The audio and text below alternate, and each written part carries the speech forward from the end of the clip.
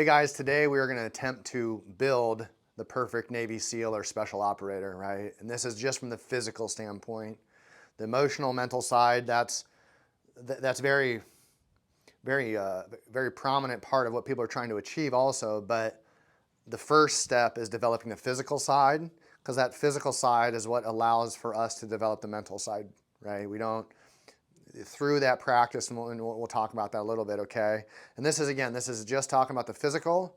This is talking about my personal experiences, what I have done and felt through it.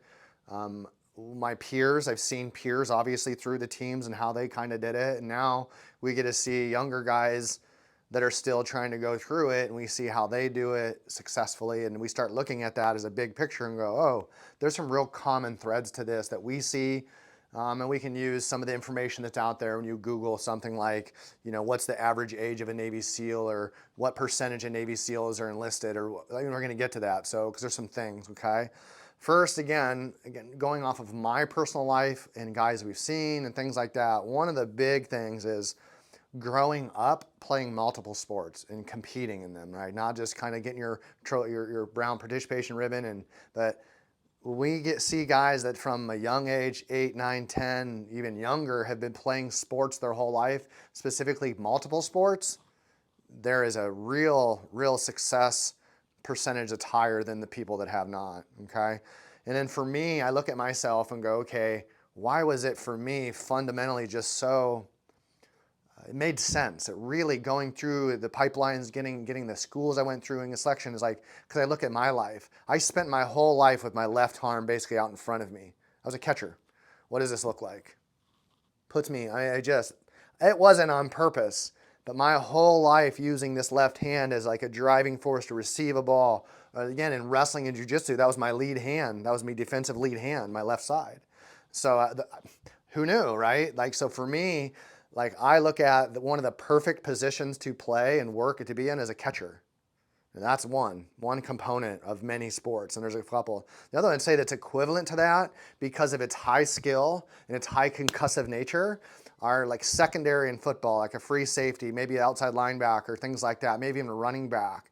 You start having this high skill that sees the field and that has a decision making under duress with speed, and I have to be on the defense at times too. So you start seeing catchers, secondary, and they do exceptionally well, right? Running backs, linebackers. Then another part for me was wrestling.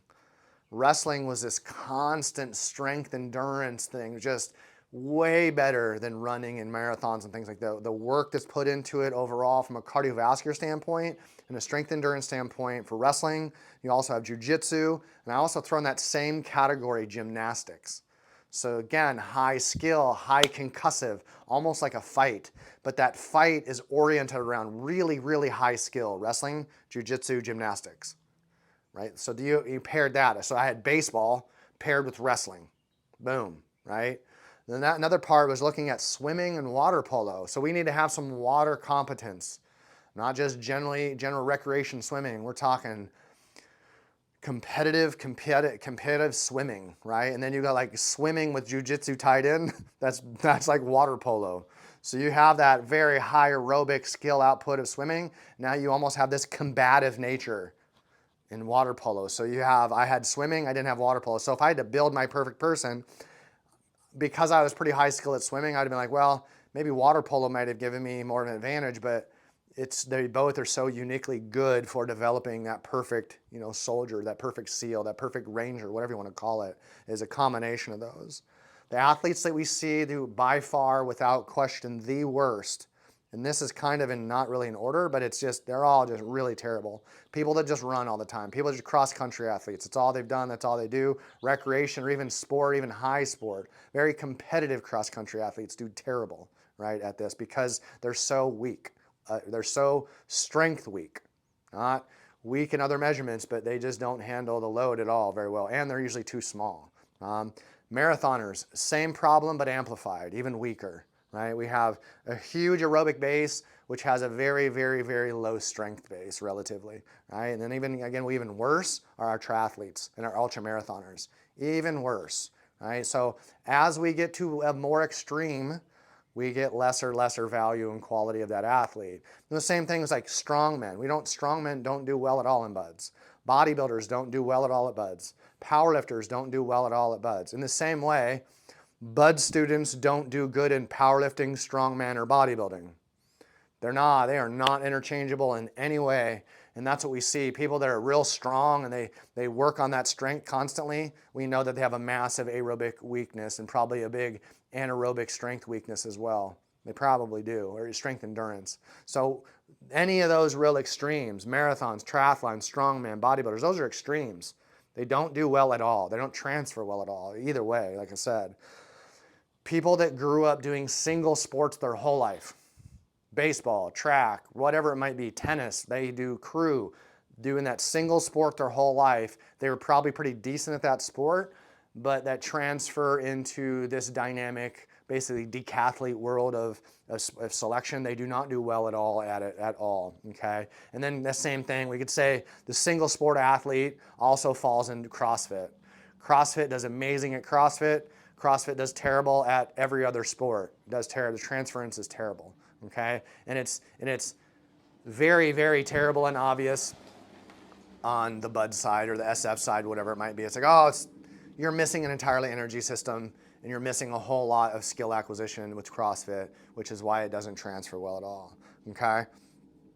Like I say, if you have now, the other side, if you have competed at an extremely high level, even in that single sport, the contradiction is, if you've competed in water polo at a high level your whole life, or wrestling at a whole life, all the way to college, we typically, that level of commitment and the sports ability is typically a lot better than someone that dabbled into a sport, played in one sport, whatever. There's still that sort of, we get college wrestlers that just destroy buds. Same with water polo. Like that's the normal thing, okay? July, come on, go get them. The average age, the perfect age, what's the best age? Well, the best age, like in any sport, is, except for in women, it can be a little bit younger in gymnastics and swimming because of that, but men, the best, strongest, fittest, fastest, best men on the planet are 23 to 26. So that's where we're at. If you want to have the muscular maturity to have a better opportunity to get through selection, your best age is 23 to 26, right? You could do 22 maybe potentially, but 23 to 26 is your physiological prime in which if you've prepped and practiced and done the things in the way, you're an absolute monster when you're 23 to 26 as far as handling load, handling stress, covering mileage, taking on all that stuff. Like that's where you're best at, okay? Now, you can certainly compete at extremely high level before that and after that, but we're talking about optimization and that's the truth, okay? What is the ideal weight? The ideal weight is the weight in which you have trained to optimally move that mass. It varies from person to person. We can say that the average bud student, I believe, is around 172 pounds, give or take. So going off that, like someone that's 140 does terrible, right? If they don't manage that weight and control that weight, right? You can have someone that's like, again, because height doesn't matter. Because you could have someone that's about the same weight, different height. Right? So that right there, we can just throw null and void height and weight out essentially unless it gets too low or the person gets too short. That's the reality. So, and it varies from person to person, but the ideal weight is the weight in which you ideally can move, right? And that we would know that answer within your testing and your scores and things like that, okay? Because your ideal weight will become what it's going to be when you have ideal training. Ideal weight is a byproduct of ideal training. Right? And you don't just pick a weight arbitrarily because that doesn't work either. And that's why height is out the window, okay? Height and body fat don't have a whole lot of correlation to success except for unless they're extremes. And then there's a lot of correlation to success or failure at that point, okay? The most democratic thing I've probably ever experienced is selection. And so what I mean by that, your race, your religion, your sexual preference in no way, shape, or form correlates to success or failure unless that social construct that you're dealing with is something that, whatever. I don't care what color you are, none of the bud instructors did. I don't care what religion you are, none of the buds instructors cared. I don't care who it is that you're sleeping next to at night, neither of the buds instructors. They just don't care. They've got other things to do in a world outside of people's social norms, okay? So just get rid of that idea. You aren't treated any different if any of those things are the case. Like Anyone that says that Bud's is a racist place is bananas. That is crazy, right? So don't even think that for a second, like that your skin color, your religion has any sort of negative check mark on you, because boy, that is so not true. Okay, gender. This is really, really simple. Genetic male. That's what you've got to be to have success as a spec or SEAL or special forces. Or there's other awesome jobs, and I did a video about that already, but that is not just, you've got to be a male, first of all, and last of all. The next one, okay, you have to have an IQ that's relatively high. That's what we really, I always say, I joke, you can be really stupid to get your buds, right? Or you can be really hard and intelligent. And that's really what the difference is, because that high intelligence, that's what you're going to have at the top tiers. You do not have unintelligent, dumb, ridiculous people at the high level. They're the standard. So that is the fact. Like the smartest people I've ever worked with, by far, without question, are at the tier 1 side. All the people that frustrated me, want to pull my hair out, that I thought were stupid, they weren't there. Like, they were all below. Okay, so that's what we know for a fact. Okay. The other thing is you're enlisted. To be a top tier athlete, top tier operator, you have to be enlisted, because the standard of our community is the enlisted. The shooters, the CQB, all the mission planning, everything, all the schoolhouses are all enlisted. They're all enlisted between E6 and E9. So if we are comparing and trying to make the greatest, best soldier, it has to be enlisted, and it has to be E8 or E6, E7, E8, or E9, because they're the only ones that are subject matter experts. The enlisted are the experts in all the tactical space and all the tactical field. So that's just the way it has to be. Like the best performers are all enlisted by far. There's no question of that. Because here we go. You Googled it. What percentage of Navy SEALs have a college degree? The Google spit out 67% have a bachelor's, 25% have an associate's. So if only 16% of all the Navy SEALs are officers, where's the other 40% plus, roughly? 40%, 33, 37% are enlisted. So the higher education, the people of higher education are actually the enlisted, not the officers. Again, that's the whole other, like, what? Yeah. Yes, we outnumber the officers 10 to 1, and we are out educating them 5 to 1.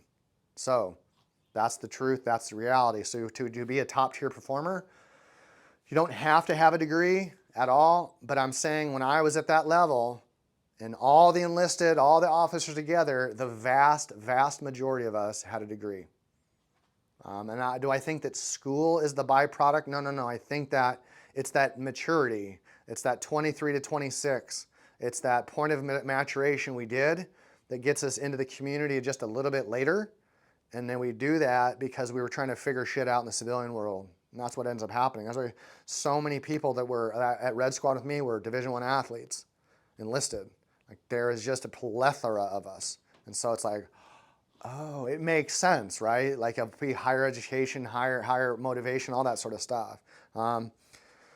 The next thing is this is something that is interesting, but there are no atheists in foxholes. The highest of the high, the top of the top, believed in a God, the God, whatever you want to say. Like, they believed in God. There was an innate sense of a higher power in doing, and that is a fact. There are no atheists in foxholes. All right. If you don't know that term, get used to hearing it. Okay. And then the last thing is this, and what I have found personally in my experience, and we still find now, is the people that are the highest performers have one thing in mind when it comes to the community: get to the top. The standard is the place in which we develop that. Like, you can't see the standard, you can't experience the standard, and you yourself can't be the standard unless you are at the top. Right? Top enlisted, E6 to E9 at a Tier 1 organization on the Delta side and the Navy side. That is our top performers, not the officers. It's the enlisted through and through are the top performers. Okay, so take these in stock. And again, like, the sky is not falling if you don't meet these criteria, right? But this is just a question that's proposed to us, and now with our experience, we're able to answer it with a little bit of I guess, see the whole playing field, I guess you will, of our personal experience and other people that come through, see how they overlay, Boom. Here's what we see as how or who or what is or what does the top tier best performers, what do they look like and how do you build it?